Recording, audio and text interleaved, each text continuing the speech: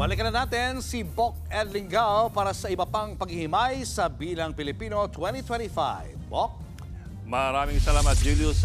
Ang sabi nga nila, all roads in the Senate race lead to the impeachment court.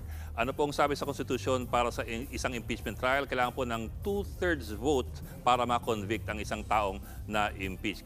Kumbaga, kailangan po ng 16 senators na boboto for impeachment para po matuloy ang isang conviction. Sa mga po, kailangan po ng at least 9 senators para ma-acquit si Vice President Sara Duterte sa impeachment charges na kanyang hinaharap sa Senado. So ano po ang komposisyon o lumalabas na komposisyon ng bagong Senado? Tingnan po natin sa meetings na ito.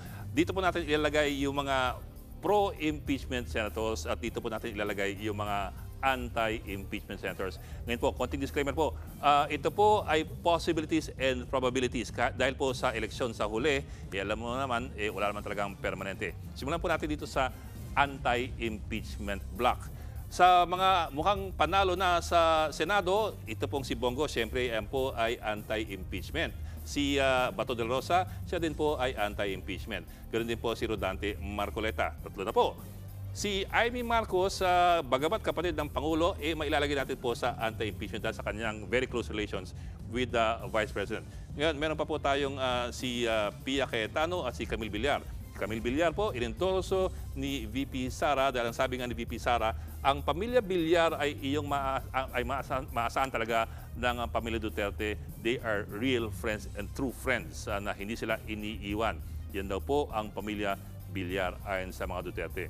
Ito po, ang Nationalista Party po ay umiikot sa pamilya Villar. So, NP po, si Camille Villar at si Pia Cayetano po ay nationalista rin. At malaking posibilidad, dyan po siya pupunta. Doon naman tayo sa mga holdover senators, yung mga present senators. Si Robin Padilla, siyempre po, yan po ay anti-impeachment. So, meron po tayong 1, 2, 3, 4, 5, 6, 7. Remember, ang kailangan lang po natin ay 9 senators para po ma-acquit si VP Sara. So far, we have 7 probable senators. Kailangan pa ng 2. Ang kapatid ni Camille Villar ay si Mark Villar. Nationalista Party din po. At malamang sa hindi, diyan po siya mapupunta. 8 na po sila. Isa na lang ang kailangan. Meron pa ba rito na maaring mapunta doon? Si Alan Peter Cayetano po ay siya rin po ay Nationalista Party. So far po, meron ka na at least 9 na senador na maaaring bumoto against the impeachment. Ibig ko bang sabihin na itong lahat ng ito ay pro-impeachment? Yun nga po hindi ka rin sigurado dahil marami sa mga ito ay nagsabi na nung panakaraang mga buwan na hindi sila interesado sa isang impeachment dahil mas marami pang ibang bagay na kailangan pagtuunan ng pansin. So, posible pa po na maliban sa 9 na ito, madagdagan pa ng mga tao mula dito ang mga anti-impeachment. So, yun po. Again, these are possibilities and probabilities.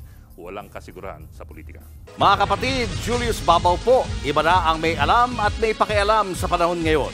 Para sa frontline ng mga balita, mag-follow at mag-subscribe sa social media pages ng News 5.